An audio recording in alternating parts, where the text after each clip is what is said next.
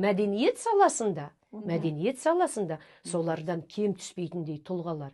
Мысалы, ол кісінің пенсиясы енді ғана 200 000 теңге болды. Ал сонда орыстардан үйренетін нәрсе көп. Халық әртісіне, атағына ақша қосылады, олардың зейнетақысы әлдеқайда жоғары. Содан кейін мемлекеттің, ұлттың мақтанышы ретіндегі тұлғаларға кәдімгідей жеке, бұрын кезінде болды ғой, жеке меншік пенсия, персональная пенсия деген кеңес заманында болды.